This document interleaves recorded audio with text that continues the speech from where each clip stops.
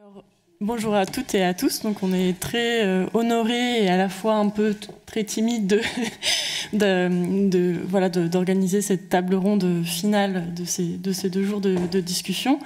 Donc, table ronde qui porte sur nos regards de jeunes chercheurs sur l'interdisciplinarité et l'engagement, et finalement quel est le rapport entre les sciences de la durabilité et toutes les discussions qu'on a eues sur la question de l'engagement ces 2 jours. Donc pour me présenter, moi je suis doctorante en sociologie des sciences à Sorbonne Nouvelle et à Aix-Marseille Université, et je travaille sur comment en fait avec quels effets sont arrivées les sciences de la durabilité en France. Donc je travaille ça avec un cas d'étude qui est le CNRS et les observatoires hommes-milieu, et avec un angle qui est de regarder plus particulièrement par rapport à cette question des sciences de la durabilité qui peuvent être interrogées selon plusieurs angles, qui est celui des relations entre les sciences humaines et sociales, enfin ce qu'on appelle les sciences humaines et sociales, et les sciences et vie de la Terre. Et donc j'interroge ça au niveau de la structuration institutionnelle des sciences de la durabilité, au niveau des collectifs de recherche et des dispositifs où elles ont lieu, et puis finalement au sein des normes professionnelles et des engagements des chercheurs, sachant que mon travail pose cette question avec 3 générations de chercheurs. Donc j'ai travaillé avec des chercheurs qui faisaient un type de science qui ressemblait aux sciences de la durabilité dans les années 80, 70, même des fois 60, et les jeunes chercheurs aujourd'hui. Donc comment on a pensé cette table ronde? On est donc 4 jeunes chercheurs qui sommes à des stades différents de notre carrière. Donc avec Marcan qui lui commence, on verra, tout juste une thèse, Kenneth Ensa qui a soutenu il y a peu, et puis Julia Lenoé qui, elle, vient d'être recrutée il y a pas longtemps. Donc avant de vous les présenter, je vais un peu recontextualiser cette table ronde. Déjà, pourquoi on voudrait entendre les jeunes chercheurs sur cette question-là? Je pense qu'il y a pas mal de discours en ce moment sur l'idée, enfin, il y a l'idée qui consiste à dire que les jeunes chercheurs seraient peut-être plus interdisciplinaires, plus engagés. Donc peut-être on peut aussi remettre en perspective cette question-là si on s'intéresse notamment aux jeunes chercheurs des années 80, 70, 80, donc qui étaient maoïstes et qui clairement étaient engagés dans le Parti communiste. La question de l'engagement n'est pas nouvelle aujourd'hui. Peut-être qu'elle se pose différemment avec des sous de nouvelles formes, mais c'est pas une nouvelle question. On voit qu'il y a aussi une relation entre la question de l'interdisciplinarité et de l'engagement. Et donc, c'est ce qu'on va interroger ici.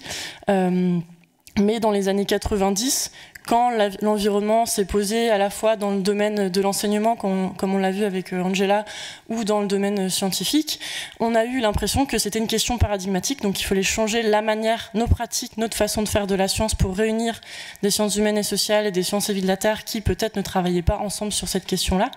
Et en même temps qu'un groupe de chercheurs s'est constitué pour faire dialoguer ces savoirs-là, il y avait toute une réflexion sur la société, une critique qui était portée par ces chercheurs sur la société qui souvent se réunissaient en dehors des institutions. Et en fait, l'environnement s'était vu comme quelque chose qui n'était pas très noble, qui était en marge de l'institution, et il fallait lui donner ses lettres de noblesse. Aujourd'hui, on voit qu'on parle d'interdisciplinarité et surtout d'environnement partout. Donc c'est plus du tout marginalisé comme ça l'était dans ces années-là. Mais on a peut-être aujourd'hui la réapparition d'une forme de critique en fait dans ces mouvements interdisciplinaires. Donc on l'a vu aussi ce matin, hein, c'était assez flagrant avec la discussion. Donc tout ça pour vous dire que voilà, c'est pas des choses qui sont nouvelles. Il y a peut-être des reconfigurations à l'œuvre actuellement. Mais donc on va plutôt essayer de voir comment, dans nos différents parcours, la question de l'engagement s'articule avec l'intérêt pour l'interdisciplinarité, parce que c'est différent selon la science dans laquelle on est, c'est différent selon le contexte institutionnel dans lequel on est inséré, et de l'époque au moment où on va se poser cette question. Donc l'idée, c'est un peu de vous montrer ça, juste en expliquant d'où on vient, comment nous on a conçu l'environnement ou pas, et la question de l'engagement ou pas par rapport à la question environnementale. Et donc pour ce faire, je vous introduis donc Kenneth, qui est à ma droite, Kenneth Ensa, qui est docteur en littérature comparée et en humanité environnementale depuis mars 2022. Donc Kenneth est aussi connu avec son nom de plume Ensa Mala, parce que c'est aussi un écrivain poète. Donc il est Il a obtenu son doctorat à l'université d'Aarhus au Danemark et sa thèse, donc si on la traduit en français, est intitulée « La littérature peut-elle sauver le bassin du Congo? Éco-critique postcoloniale et activisme littéraire environnemental ». Et l'intérêt de son approche, c'est qu'il postule que la littérature constitue un outil pour répondre aux préoccupations environnementales dans le bassin du Congo. Donc on l'a vu un petit peu hier, avec la session d'hier aussi, on interrogeait sur quel apport des récits par rapport à ces questions environnementales. Et une des particularités aussi de son approche, c'est que sa thèse est interdisciplinaire et qu'elle repose sur un travail de terrain. Donc il a pu discuter avec les écrivains qui l'analysent dans sa thèse et qui ont travaillé par leur aussi sur le bassin du Congo. J'espère que je ne les forme pas trop, mais tu reviendras là-dessus. Ensuite, Marcan. Donc Marcan commence un doctorat depuis janvier 2023, si je ne me trompe pas, au laboratoire d'études en géophysique et en océanographie spatiale et au CNES à Toulouse. Son sujet de thèse porte sur l'observation des dynamiques d'évolution des littoraux sableux dans le monde et l'analyse des liens entre ces évolutions et la variabilité climatique. Il est à l'origine d'un parcours d'ingénieur en mécanique des fluides et ensuite il s'est orienté plutôt vers la recherche en fait, et la recherche en géosciences en particulier, donc il vous expliquera pourquoi. Julia, quant à elle, donc, a obtenu son doctorat en sciences de l'environnement en 2018, donc avec une thèse qui portait sur les cycles biogéochimiques et les trajectoires des systèmes agricoles, en se focalisant sur les flux de carbone, d'azote et de phosphore. Donc, elle a rejoint en 2022 l'IRD en tant que chargée de recherche en sciences de la durabilité, et elle est au laboratoire, à l'Institut d'écologie et des sciences de l'environnement de Paris. Donc Julia, elle avait été évaluée par la commission d'évaluation transdisciplinaire de l'IRD, l'Inter-CSS. Dans le cadre de sa recherche doctorale, elle a adopté le concept de métabolisme socio-écologique, on en a déjà parlé hier, qui est inspiré des idées de Karl Marx et qui permet de relier les flux biogéochimiques d'azote, de phosphore et de carbone du système agricole à une perspective historique et aux logiques qui les gouvernent, qu'elles soient politiques ou économiques. Donc son travail fait notamment écho à ce qui avait été développé dans les années 70 par les ruralistes français, notamment ceux de Nanterre. Donc, elle applique les mouvements, tous les mouvements sociaux qui ont traversé sa période de tête, donc que ce soit les mobilisations sociales autour de l'écologie ou de la réforme du code de travail, ont largement marqué son parcours scientifique. Maintenant, je vais vous poser une question à tous les trois. Comment si vous retraceriez brièvement votre parcours, vous pourriez expliquer à la manière dont vous êtes intéressé à l'interdisciplinarité et pourquoi, selon vous, il est nécessaire de repenser nos pratiques de recherche. Je ne sais pas qui veut commencer, si Julia, tu veux commencer. Je peux briser la glace. Moi, l'interdisciplinarité, je dirais que c'est venu pour deux raisons. Bon, déjà, ma thèse, au départ, elle devait porter plutôt sur des scénarios futurs, des scénarios agricoles. Et en fait, j'avais vachement de mal à me projeter dans du futur, tout simplement parce que je ne connaissais pas la trajectoire passée. Et en fait, à partir du moment où il a fallu reconstituer la trajectoire passée, c'était quand même assez difficile de penser l'agriculture, de penser le fonctionnement biogéochimique de l'agriculture sans s'intéresser aux politiques publiques, aux acteurs syndicaux, aux organisations oppositionnelles à ces acteurs syndicaux qui, en fait, ont fait cette histoire. L'histoire, elle n'est pas faite par le carbone, elle est quand même faite en grande partie par des acteurs humains et non humains aussi, mais bon, voilà, donc ça m'a beaucoup poussé. Et ensuite, effectivement, comme tu disais en me présentant Anne-Gaëlle, effectivement, j'ai réalisé ma thèse à une période où il y a eu beaucoup de mouvements sociaux. Ça a commencé par les militants écologistes qui étaient assignés à résidence pendant la COP21, puis il y a eu la loi travail, puis il y a eu les ordonnances Macron, puis il y a eu la loi ORE, puis il y a eu la loi asile et immigration. Tout ça sur 3 ans, donc en fait, autant vous dire que tous les mois, il y avait une nouvelle raison de se mobiliser. Alors, j'ai pas utilisé ça dans mon travail, mais ça m'a vraiment traversé en tant que personne à ce moment-là. Et du coup, j'avais l'impression effectivement que même si mon sujet il n'était pas directement lié à ce qui se passait dans l'actualité, quand même d'une certaine manière j'avais le sentiment que tout était lié, et en particulier les questions climatiques, elles étaient quand même beaucoup liées à des choix politiques qui étaient faits. Et du coup, ça m'a poussé en fait à chercher à entrer en dialogue avec d'autres disciplines, à lire ce qu'avaient fait des politistes, ce qu'avaient fait des sociologues, ce qu'avaient fait des historiens, et à aller m'adresser directement à des historiens pour discuter avec elles et eux, et avoir l'opportunité, la possibilité d'intégrer leur regard, leur approche dans mon travail. Et en particulier, j'ai rencontré à ce moment-là Christophe Bonneuil qui est parti, mais j'ai rencontré pendant ma thèse, et je suis allée le voir à une conférence en lui disant moi je fais ma thèse sur ça, est-ce qu'on pourra en discuter, etc. Et c'est comme ça que ça s'est passé, et j'en ai été très heureuse. Peut-être une petite question pour compléter ce que tu dis. Pourquoi dans ta thèse avoir mobilisé des concepts qui sont quand même pas tout récents? Pourquoi être allé chercher dans cette littérature des années 70-80 en particulier? Je pense qu'au départ, il y a forcément un peu de hasard, parce qu'au départ, on connaît pas tout, donc on lit plein de trucs, et puis il y a des trucs qu'on se dit, ah, c'est génial, et puis d'un coup, j'ai lu ce truc sur le métabolisme socio-écologique, et peut-être parce qu'il y avait une référence au marxisme qui est en fait entrer en résonance, qui faisait écho aussi à des discussions qu'on pouvait avoir dans d'autres contextes, en lien avec l'actualité, climatique, l'actualité sociale. C'est peut-être une des raisons pour lesquelles ce concept d'abord m'a encore plus attiré que d'autres qui m'intéressaient aussi. Et ensuite, c'est pas non plus que ça, c'est aussi parce qu'il y avait une puissance explicative du cadre conceptuel du métabolisme socio-écologique qui m'a semblé aussi être un atout scientifique. En fait, ça a donné une méthode d'appréhension des interactions société-environnement que j'avais pas trouvé ailleurs. Et donc du coup, juste pour dire 2 mots sur le métabolisme socio-écologique, c'est une manière d'appréhender l'environnement comme l'interaction entre une sphère sociale et une sphère biophysique sans pour autant les assimiler l'une à l'autre. Et donc ces interactions, l'objet tangible privilégié de ces interactions, c'est les flux de matière.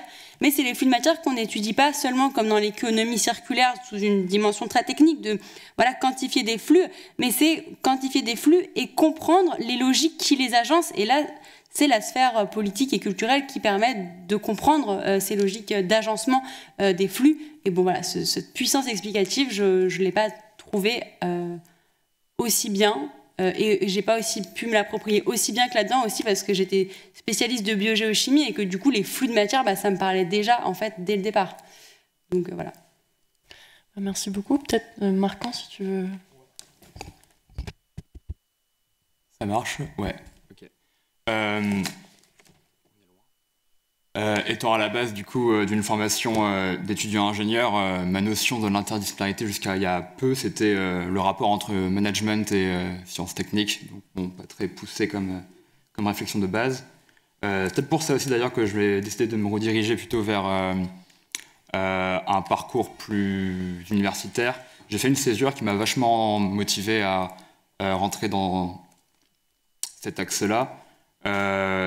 Par laquelle j'ai découvert les stages de recherche. J'en ai fait 3 très différents, un très sciences fonda et 2 plus axés géosciences, où j'ai commencé à toucher du doigt l'aspect interdisciplinaire sur les notions qu'on observe des objets complexes sur lesquels on peut appliquer une certaine dose d'études théoriques très sciences dures, entre guillemets, mais où les interactions sociales ou sociétales vont considérablement impacter les objets qu'on étudie. Donc à l'issue de ça, je me suis dirigé vers un master de recherche, le master SOAC à Toulouse, Paul Sabatier. Et ensuite, j'ai pu réaliser mon stage de fin d'études de master 2 aux États-Unis, où j'ai travaillé dans le cadre d'un projet, un gros projet, sur la vulnérabilité côtière de la zone Pacifique Nord-Ouest, donc globalement l'État de Washington et d'Oregon et le nord de la Californie aux États-Unis. Et c'est un projet financé à des dizaines de millions de dollars, donc vraiment un gros morceau.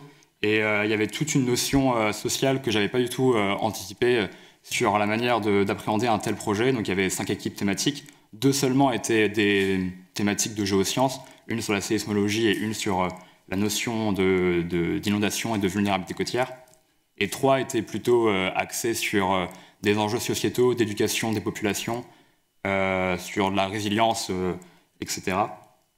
Et donc ça donnait lieu à des échanges qui étaient totalement différents de ce que j'avais pu vivre dans mon école d'ingénieur, qui était très, encore une fois, technocentrée, et même ce que j'avais pu vivre dans les labos français, où j'avais le sentiment en tout cas que les labos étaient un peu cloisonnés par thématique très niche, on va dire, et où il m'est jamais arrivé de parler avec un chercheur ou une chercheuse de sciences sociales, par exemple, ou d'autres sciences non sciences dures, on va dire. Je rejoins pas mal ce que Patrick Montfort et Samuel Robert disaient hier, que la plage, typiquement, c'est un objet qui se prête vachement à l'interdisciplinarité. Comme j'en ai parlé vite fait, c'est un objet complexe d'un point de vue strictement géosciences et qui en plus est fortement impacté par tous les types d'actions anthropiques et autres, et qui donc ne peut pas être considéré uniquement par le vecteur de l'étude de géosciences strictement parlé. Et j'ai un peu perdu le fil des questions. Peut-être à toi, Kenneth. Merci. Moi, pour mon parcours, je crois que je vais commencer à mes racines. Je suis né à Mbessa, dans un royaume rural, dans la partie anglophone du Cameroun. Et par la suite, je suis ancien normalien de l'école normale supérieure de Yaoundé, où j'ai été formé comme enseignant de langue anglaise et française. Et bon, pour mon master, c'était en études culturelles et littéraires comparatives ou comparées. Et j'ai dédié mon mémoire de master sur les questions de la représentation de l'immigration dite entre guillemets irrégulière ou clandestine dans la littérature anglophone camerounaise. Et pour ma thèse, donc, j'ai travaillé sur les questions climatiques et environnementales, les questions de la durabilité de l'autochtonie dans le bassin du Congo à travers un prisme littéraire comparé toujours. Et là, c'était question d'analyser des poèmes, des romans et des pièces de théâtre en leur rapport à ces questions, essayant de démontrer qu'ils ont quelques apports, qu'ils peuvent aussi nous proposer des pistes de solutions à la crise environnementale. Donc, et là, je dois insister que mon travail a été interdisciplinaire, étant d'un côté dans les études littéraires et culturelles, mais aussi dans les études, disons, de l'écologie, et tout, même parfois allant dans le sens de l'économie. Je ne sais pas, il y a un poème que j'avais donné pour qu'on partage. Par exemple, j'avais parlé de la notion de décroissance dans ma thèse, mais je crois parce que d'abord, l'éco-critique post-coloniale que j'ai adoptée, parce que l'éco-critique, c'est un grand champ interdisciplinaire, mais à l'intérieur, je me retrouve beaucoup plus sous l'aspect de l'éco-critique post-coloniale. Et j'ai aussi adopté l'activisme littéraire comme aussi approche. C'est pour dire que, pour moi, l'éco-critique est d'ailleurs, de par sa naissance, éclectique. C'est-à-dire, on emprunte des méthodes de pas mal de disciplines. Pourquoi? Parce qu'on est en face des problèmes, surtout l'éco-critique est née à cause du souci environnemental, donc parce qu'on a un problème complexe. Nous, les éco-critiques, nous croyons que face à un problème complexe, il faut aussi des méthodologies complexes, donc mixtes, plurielles, etc. Et depuis lors, donc, j'ai focalisé ce travail-là. Et si on me posait la question de pourquoi le bassin du Congo, depuis qu'on est ici, depuis hier, j'ai entendu parler pas mal de fois de l'Amazonie, mais personne ne parle du bassin du Congo. Or, ce sont les deux plus grandes forêts tropicales au monde qui offrent pas mal de solutions en matière d'atténuation du changement climatique ou de la crise climatique de par le forêt, mais aussi les plus grandes tourbières au monde aujourd'hui sont dans le bassin du Congo qui stockent les CO2 et les gaz à effet de fer estimés à 3 ans d'émissions globales. Mais souvent, dans des colloques et des conférences, on parle beaucoup de l'Amazonie et pas le bassin du Congo. Donc cela m'a poussé aussi vers ce choix de thèse que j'ai fait. Et maintenant, je continue dans la même lancée, mais je fais aussi un peu de la prospective, puisque la littérature a aussi la possibilité de marcher ensemble avec la prospective, surtout la prospective narrative. Et ma thèse, heureusement, c'est ça qui m'a poussé vers ça après, c'est-à-dire après soutenance, j'ai eu le privilège de gagner le prix de la prospective de la Fondation 2100 et de l'Agence Université de la Francophonie. Et depuis là, je continue donc à orienter mes travaux vers cette direction. Pour finir donc, et tout ça, j'ai fait parce que je suis, comme j'ai dit à l'entame de mes propos, je suis né dans une zone rurale. Je suis l'enfant d'une maman qui a vendu le maïs, qui a vendu le haricot, les pommes de terre pour m'envoyer à l'école. Et j'ai donc vécu le changement climatique au quotidien. Et ça m'a bien inspiré pour orienter mes recherches vers là où je crois au moins pouvoir contribuer, même si ce n'est qu'un peu, vers la solution à ces genres de problèmes. Merci. Est-ce que tu peux revenir peut-être très rapidement sur en quoi ta thèse était interdisciplinaire? Tiens-moi. Alors, en quoi ta thèse était interdisciplinaire? Peut-être que tu peux revenir très rapidement sur qu'est-ce qu'il y avait d'interdisciplinaire dans ta thèse, parce que... Ok, bon, je reprends alors là. Donc, comme je disais, ma thèse a un pied dans la littérature comparée et un autre pied dans les études environnementales, surtout avec l'écologie et aussi même l'histoire. Et aussi, disons, les études politiques un peu et les études économiques. Parce que là, je disais, par exemple, en m'appuyant sur les expériences, mais aussi les savoirs autochtones du peuple autochtone, tels que les Baka du bassin du Congo. Lorsqu'on cite les Indiens de l'Amazonie, il y a aussi les Baka. Là, j'ai essayé de proposer que, par exemple, on parle trop du programme... du produit brut intérieur et du développement progressiste. Et alors qu'aujourd'hui, on parle aussi, il y en a des économistes qui parlent de la décroissance. Et en dehors de la décroissance, il faut aussi peut-être regarder, non seulement, il ne faut pas mesurer la vie. D'abord, la vie n'a pas été faite pour être mesurée. Ça, c'est de un. De deux, il faut aussi regarder la chose de la manière que, qu'est-ce que ces gens, avec leur mode de vie, peuvent proposer au modèle économique aujourd'hui néolibéral, capitaliste, qui est à l'origine de la crise à laquelle nous faisons face. Donc, ça veut dire que c'est de cette manière, c'est-à-dire de puiser dans tous ces angles-là pour pouvoir donc poser les questions, porter des critiques, mais aussi montrer non seulement le côté éducationnel ou éducatif, ludique, informatif de la littérature, mais aussi surtout l'aspect de la critique. Et je finis par là en disant, par exemple, la littérature m'a permis là, ça c'est la littérature ici, mais qui me permet aussi d'entrer dans l'écologie. Qu'est-ce qui sous-tend le modèle de la création des parcs nationaux partout en Afrique? C'est l'écologie. Et cette écologie fait en sorte qu'on chasse à tout moment des autochtones et des locaux, et cela vient avec pas mal de violence. Donc pour parler du colonialisme vert, la littérature m'a donné les outils de soulever ce genre de problèmes dans l'interdisciplinarité. Merci beaucoup à vous trois. Donc une seconde question, mais vous y avez déjà un petit peu répondu. C'est est-ce que cet intérêt pour l'interdisciplinarité est motivé par un engagement personnel? Et si oui, lequel?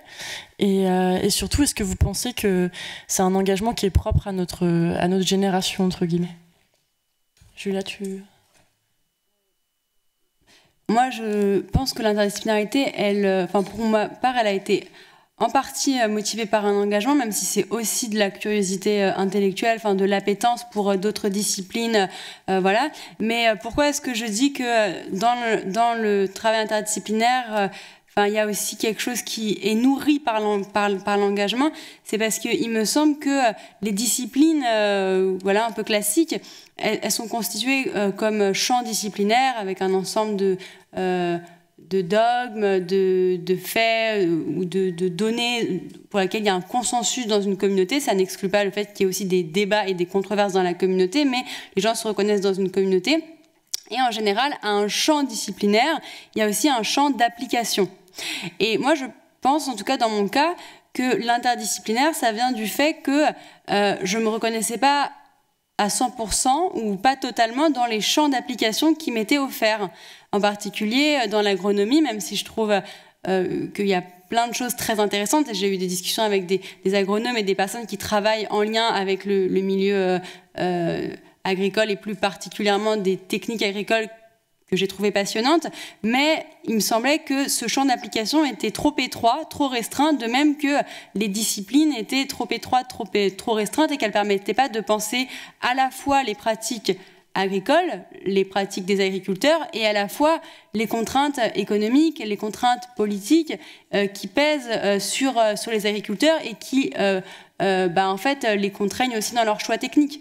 Et du coup, l'interdisciplinarité, c'est une manière d'élargir le champ d'application où, si on ne se retrouve pas à 100% dans le champ d'application de départ de la science, d'essayer de se déplacer vers le champ d'application d'autres disciplines en y apportant quelque chose avec d'autres méthodes. En l'occurrence, moi, c'était la biogéochimie. Je pense que ça...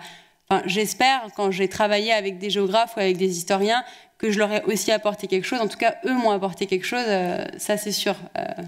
À la fois intellectuellement, à la fois des connaissances, mais aussi ça m'a donné un débouché d'élargissement du champ d'application de mes recherches que je recherchais moi. Marco ? Oui, alors moi, actuellement, mes travaux de recherche se prêtent assez peu à l'interdisciplinarité. Je dois observer que les plages évoluent dans le monde, et entre guillemets, une observation... elle n'a pas forcément vocation telle qu'elle à être interdisciplinaire, je crois. Et je ne suis pas encore dans l'ordre de faire du constat de pourquoi, qui est responsable, etc. J'ai une partie de ma thèse qui va être axée sur l'analyse d'un point de vue variabilité climatique, lien entre variabilité climatique et évolution des morphologies des plages sableuses, donc qui pourrait amener potentiellement une dose d'interdisciplinarité qui, je pense, je te rejoins là-dessus, Julia, qui, d'un point de vue curiosité intellectuelle, est hyper intéressante.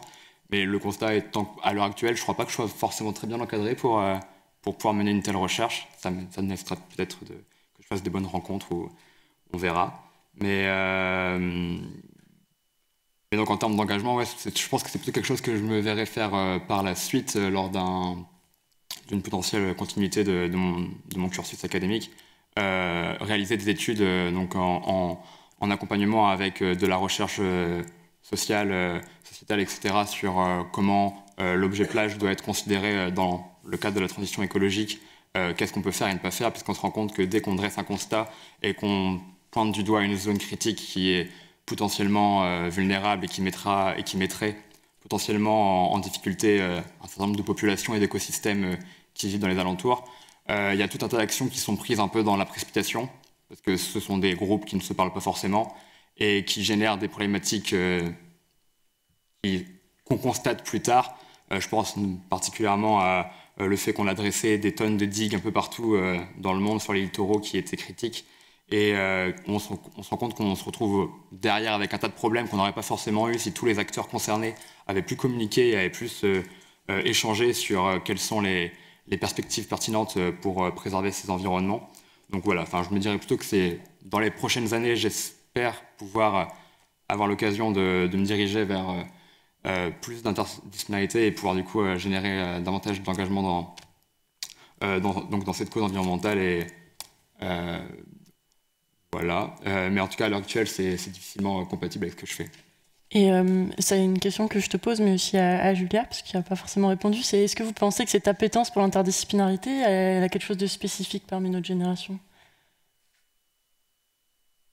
Non, moi je pense que à toutes les époques, il y a des gens qui sont plus ou moins interdisciplinaires. J'ai eu aussi beaucoup de jeunes doctorants quand j'étais en thèse qui me prenaient pour un extraterrestre avec ce que je faisais, avec tous les livres d'histoire que je lisais. Ils disaient mais pourquoi tu te rajoutes une deuxième thèse et en revanche, mon directeur de thèse qui a 70 ans, lui, il avait écrit dans Cahiers marxistes quand il avait 30 ans. Par ailleurs, je l'ai appris longtemps après. Je me suis dit ah bon, t'as fait ça, incroyable. Et en fait, lui, il avait toute sa carrière travaillé avec des géographes, des historiens. J'ai dit des marxistes, mais pas que des marxistes, évidemment, aussi d'autres gens qui ont d'autres écoles de pensée, mais qui sont des écoles de pensée en sciences sociales.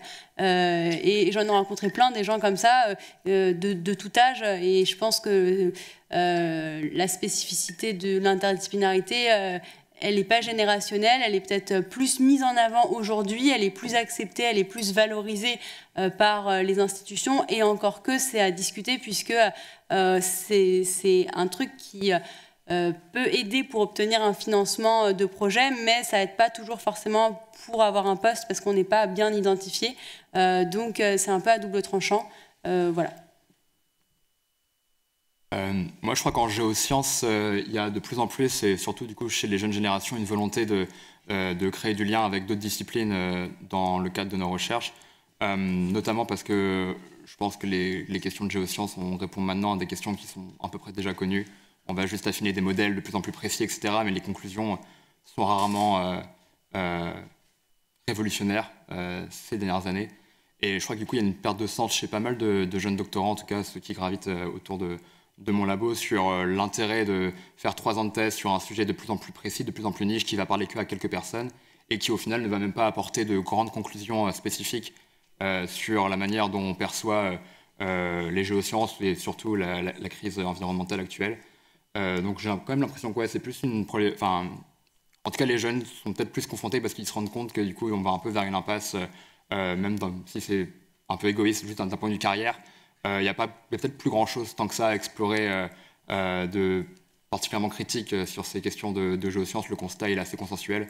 Et c'est peut-être plutôt maintenant comment on aborde ces questions-là qui sont plutôt problématiques d'un point de vue comment on organise la société autour de ces constats.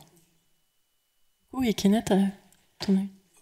Oui, pour moi, je crois que de plus en plus, les jeunes s'intéressent à l'interdisciplinarité pour plusieurs raisons.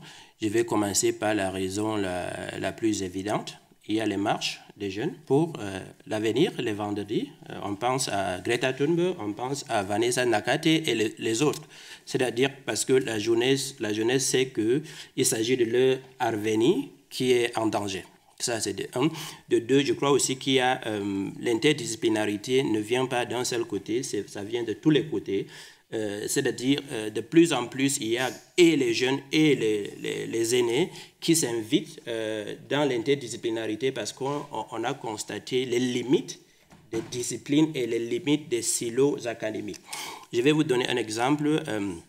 Par exemple, parmi les 10 auteurs que j'ai analysés dans ma thèse, il y en a 4 qui sont des scientifiques, c'est-à-dire il y a un monsieur écrivain qui a un doctorat en biologie, mais il écrit des romans pour parler des problèmes environnementaux. C'est pour dire que lui, il a sûrement compris qu'il y a quelque chose, il y a certaines choses qu'il ne peut pas faire seulement avec la biologie.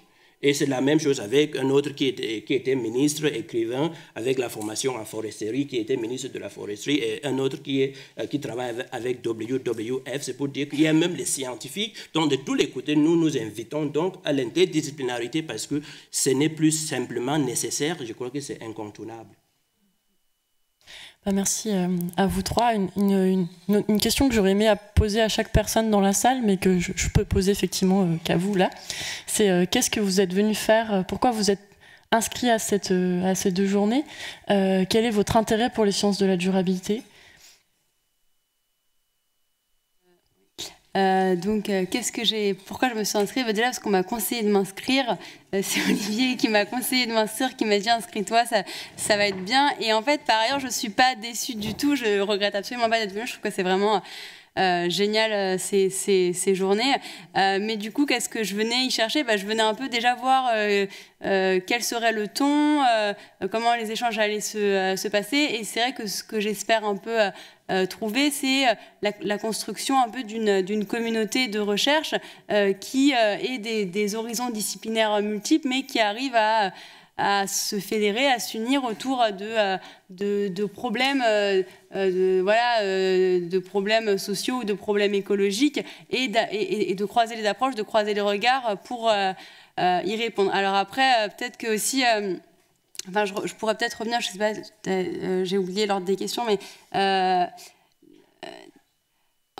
j'ai un peu trouvé, j'ai trouvé pas mal de choses géniales ici, mais du coup, peut-être ce que j'ai pas trouvé ici et que j'ai trouvé nulle part encore, ce serait une manière un peu de savoir, oui, on partage des approches disciplinaires, on partage des regards, on partage des connaissances, et c'est extrêmement enrichissant, mais dans l'idée de science de la durabilité, il y a un peu l'idée que, quand même, on entend durer. Voilà, il faut que quelque chose dure, et du coup on a un peu envie de se demander mais qu'est-ce qui doit durer, et du coup derrière la question des sciences de la durabilité, il me semble qu'il y a quand même l'idée d'un ou même plutôt de plusieurs projets de société. Alors je dis quand même plusieurs parce qu'il y en a forcément pas qu'un, il y a forcément plusieurs points de vue, plusieurs projets qui peuvent être compatibles et qui doivent être compatibles de toute manière s'ils veulent être ensemble.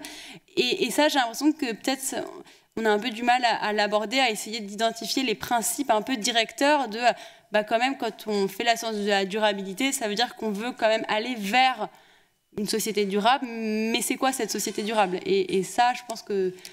mais voilà, j'ai l'impression que ce cadre était très chouette et très chouette et que peut-être ça pourra faire ou peut-être ça a déjà eu lieu quand j'étais pas là, je viens juste d'arriver, mais peut-être que ça sera au programme d'une prochaine journée. En tout cas, voilà, pour ma part, je l'appelle de mes voeux.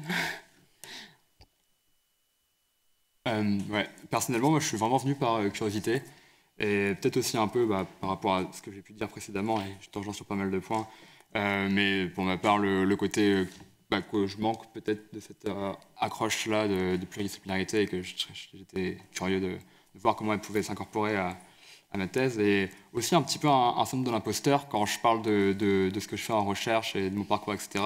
Des gens qui ne sont pas forcément trop dans le domaine me disent « Waouh, tu contribues vraiment à changer le monde, etc. » Et je trouve ça assez faux, du coup, et j'aimerais bien que ce soit vrai, et c'est peut-être aussi pour ça que je viens dans ce genre d'environnement, parce que je pense que les leviers, les verrous à lever sont plutôt autour de ce genre de discussion qu'on a aujourd'hui et hier, plutôt que dans simplement regarder les plages de loin.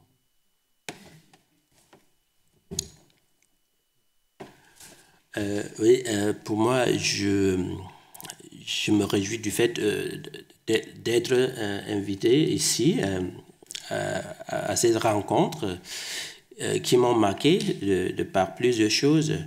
Mais je vais commencer par dire ceci, c'est-à-dire la première des choses, c'est de trouver une communauté dans laquelle je peux apprendre beaucoup de choses et avoir aussi des sources d'inspiration, parce que je crois que jusqu'à présent, j'avais beaucoup plus de sources d'inspiration du courant, disons, anglo-saxon.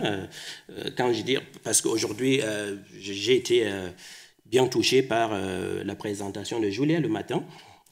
Donc ça c'est de un, c'est-à-dire je trouve une communauté avec des personnes qui m'inspirent plus. De deux, la rencontre m'a aussi permis d'apprécier la diversité. Il y a deux choses que je retiens de plus, c'est-à-dire la diversité de un, et de deux, le dialogue. Diversité de perspectives, d'approches disciplinaires, académiques, mais aussi même d'approches et de est-ce que je m'engage ou je ne m'engage pas, est-ce que j'assume mon engagement ou est-ce que mon engagement est implicite, mais aussi surtout le fait que dans toute cette diversité, on a toujours eu un terrain de dialogue, on a toujours eu parce que c'est l'essentiel. L'essentiel, ce n'est pas de se retrouver, je ne crois pas que ce soit les sciences de la durabilité, que ce soit l'interdisciplinarité, que nous sommes en train de vouloir un monde où on pense de la même manière et on fait les choses de la même manière, mais je crois que l'essentiel, c'est de maintenir nos différences lorsqu'il est important de les avoir, mais aussi de converger là où, quand il est nécessaire de converger, parce que surtout, qu'on dise qu'on est engagé ou qu'on est militant ou pas, je crois qu'on est tous militants d'une manière ou l'autre, parce que le simple fait d'être venu dans ces assises, c'est parce que la durabilité, bon, c'est vrai que la durabilité est questionnable, mais la durabilité, c'est la chose qui est au centre de notre rencontre ici, et donc d'une manière ou l'autre, c'est une manière d'être engagé, et ça, j'adore ça, je salue ça, et je remercie les organisateurs pour le choix des intervenants, même du niveau des nations représentées, allant de mon continent adoré, l'Afrique, passant par ici, l'Europe, mon continent adoptif, entre guillemets. Et donc, je crois que ça a été merveilleux, et merci beaucoup. Peut-être une dernière question, c'était la consigne qu'on nous avait demandé, enfin, qu'on nous avait demandé au départ, c'est notre regard sur ces 2 jours. Donc là, vous avez bien compris qu'on ne parle pas depuis la même perspective, hein, parce qu'on a des parcours complètement différents. Mais peut-être en premier, Julia, parce que tu pars bientôt, qu'est-ce que tu peux dire? Ce que j'ai pensé de ces 2 journées, honnêtement, j'ai trouvé que c'était génial. J'ai beaucoup aimé le cadre.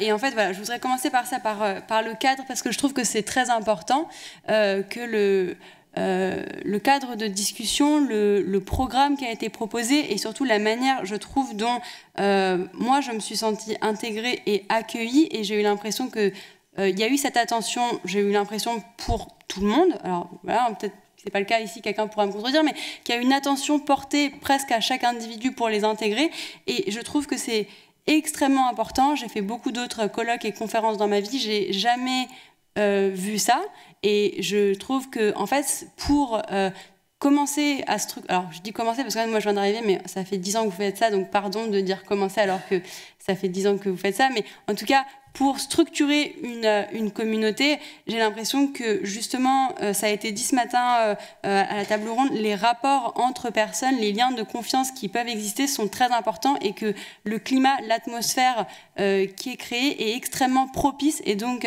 d'abord, pour commencer, un grand merci aux organisateurs et organisatrices d'avoir créé une telle atmosphère et d'avoir eu un soin presque individuel à chacun, même si bien sûr ça peut toujours être amélioré, il y a toujours des différences qui n'ont peut-être pas été assez prises en compte et qui peuvent être mieux faites, mais ça c'est aussi peut-être à chacun de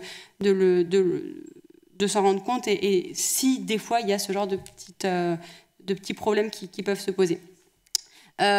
Voilà, du coup aussi par rapport à ça, je pense que c'est vraiment très chouette qu'il y ait cette table de jeunes qui existe, même si moi maintenant, vu que j'ai eu un poste, je me sens moins jeune, je me dis maintenant, parce que j'ai l'impression qu'en fait jeune ça veut dire précaire, et du coup je pense que justement c'est très important la place aux jeunes, pas parce que les jeunes auraient quelque chose de fondamentalement nouveau à apporter parce qu'ils sont jeunes. Moi, c'est pas ça que je pense, mais par contre, je pense que les jeunes sont dans des situations de précarité qui sont très très difficiles, et que leur donner la parole, c'est une manière de les écouter et de les traiter un peu sur un pied d'égalité, même si en fait il n'y a pas d'égalité réelle, puisqu'il y en a qui sont titulaires, d'autres qui ne le sont pas.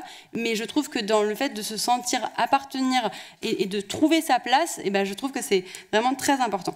Voilà. Et donc du coup, ce que j'ai pensé, donc toutes les interventions étaient super intéressantes, et par contre, voilà, peut-être les deux petits trucs que au prochain événement, moi je serais heureuse aussi de contribuer à faire exister peut-être un peu plus de débats, de définition sur les fondements épistémologiques, sur comment est-ce qu'on construit des concepts qui hybrident à la fois des connaissances voilà, par exemple pour moi en biogéochimie, mais ou en écologie, ou en chimie, ou en physique, et des concepts d'histoire, et comment est-ce qu'on arrive à créer des concepts qui sont solides, robustes, et qui permettent de traiter un même objet d'étude. Ça, ce serait une première chose que j'aimerais aborder par la suite.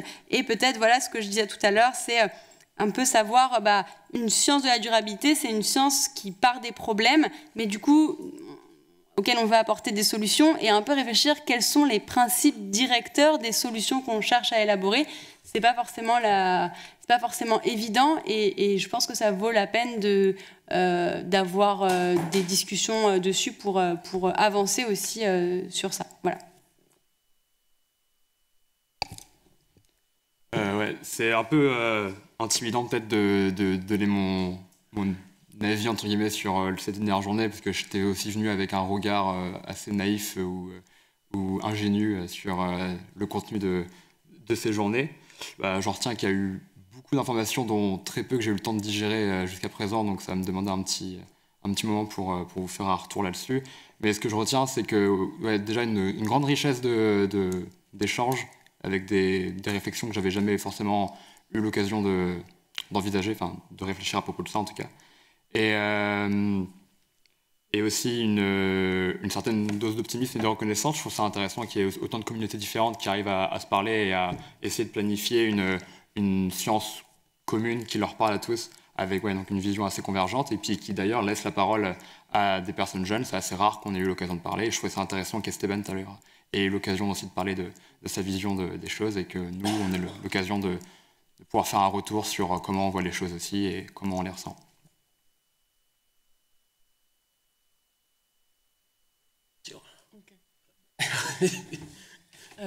Bon, si je m'applique l'exercice à moi-même aussi, donc il y a beaucoup de choses qui ont été dites. Je suis assez d'accord avec Julia sur le cadre qui est très propice aux échanges. Et tous les débats qu'il y a eu ces derniers jours, c'est plutôt des interrogations que je partage avec vous, mais on sait que tous les corps de métier sont touchés par cette question de l'engagement et de en quoi nos métiers s'insèrent dans la façon dont on voit notre rôle de citoyen et qu'est-ce qu'on considère comme étant la bonne vie. Là, il y a eu tous les mouvements sur les big quits après le Covid, etc. Donc, c'est pas propre au monde scientifique, cette réflexion sur nos pratiques. Donc, en tant que profession, qu'est-ce qu'il y aurait de spécifique par rapport à cette question-là? C'est que aussi on produit des connaissances qui participent ou non aux dégâts qu'on constate. Donc je pense qu'il faut y réfléchir à l'aune de ça, mais le replacer dans un mouvement plus général. Après, j'ai l'impression qu'il y a aussi le fait qu'il y a plusieurs espaces qui discutent des sciences de la durabilité en France. Celui-ci était un espace qui peut-être diffère d'un autre espace. On voyait qu'on partageait quand même certains implicites sur la façon dont on concevait ce que c'était qu'une bonne société et en tout cas un engagement politique qui était assez similaire. J'imagine qu'il y a d'autres chercheurs issus d'autres sciences ou d'autres mouvements scientifiques qui auraient peut-être pas partager cet implicite, donc ça vaut le coup aussi quand on parle de transformer, toujours préciser qu'est-ce qu'on entend par transformer, de même quand on parle de recherche-action, enfin, il faut aller un peu au-delà des termes. Si je cite juste un exemple, quand on pense au développement des sciences du sol ou de la pédologie, qui s'est en France beaucoup déployé dans le cadre de la colonisation française, par exemple, c'était aussi pour pouvoir mettre en administration et du coup avoir connaissance des ressources des sols dans les colonies. Et donc là, c'était une science qui avait de l'impact. Mais je pense que c'est pas la science dont on parle ici. Donc bien préciser les termes.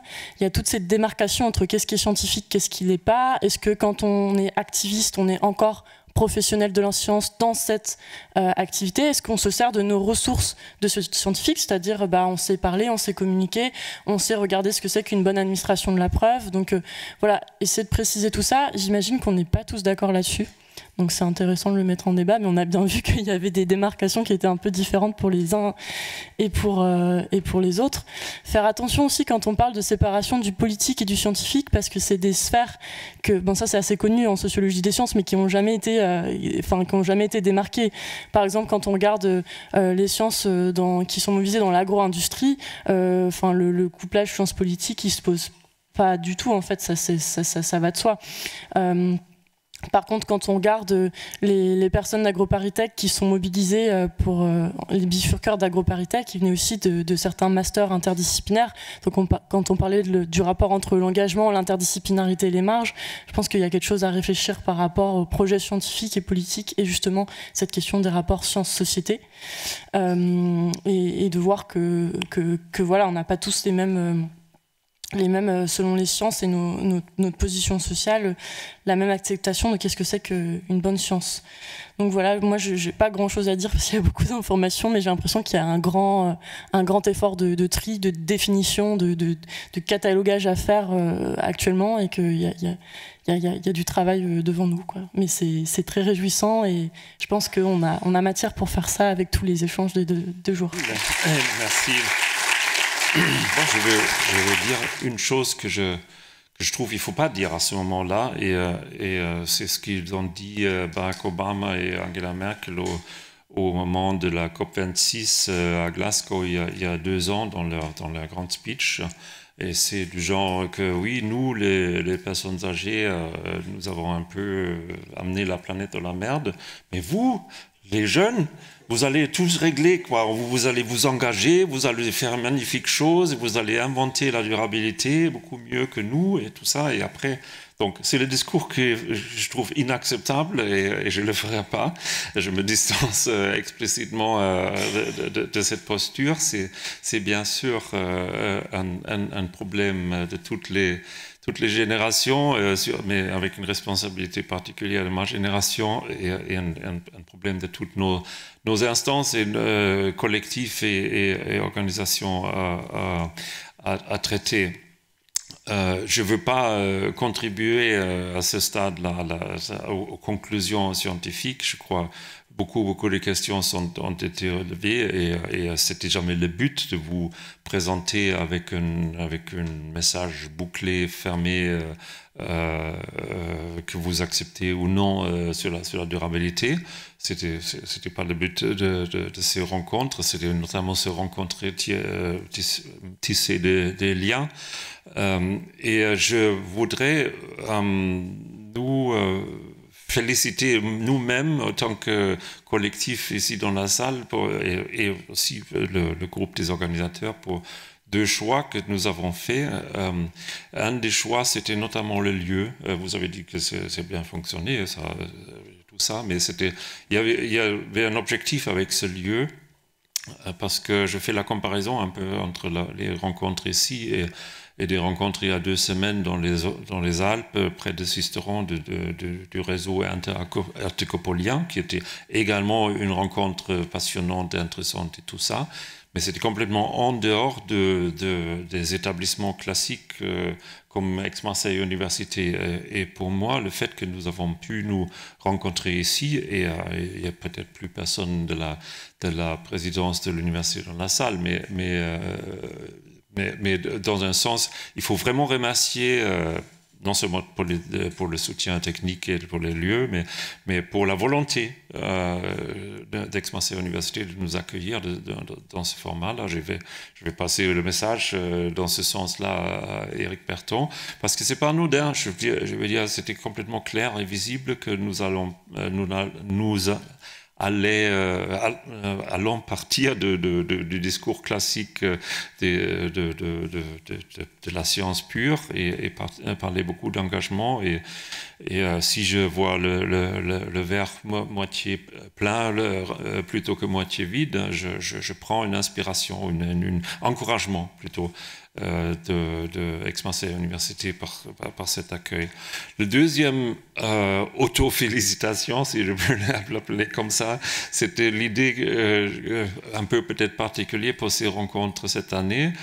C'était de la baser sur des différents collectifs et leur laisser la place de développer des idées, et aussi même le format de la discussion dans les différentes sessions pendant ces 2 jours. Chacun peut juger et dire ou pas dire ce qu'il pense de ça. Personnellement, je trouve que ça a extrêmement bien fonctionné. C'est vraiment quelque chose qui m'encourage aussi, parce que j'ai l'impression qu'une gamme des collectifs ont voulu jouer ce jeu et encore une fois rester presque toutes les 2 jours là avec nous et discuter d'une façon calme et engagée quand même. Donc merci à tous ces collectifs qui sont engagés dans la préparation et aussi dans le déroulement de la conférence. Je passe vite juste évidemment il y a différents financeurs. Il y a je connais peut-être même pas tous, mais CNRS, IRD ont contribué entre autres par le biais de le secrétariat français de Future Earth. Il y avait certainement d'autres soutiens aussi, mais donc c'est toujours important à les reconnaître. Sans ce soutien, ça aurait été impossible d'organiser ces 2 jours. Mais le dernier mot, c'est effectivement pour remercier l'équipe dirigée et organisée par Sandrine, que je remercie beaucoup de sa façon d'organiser les choses.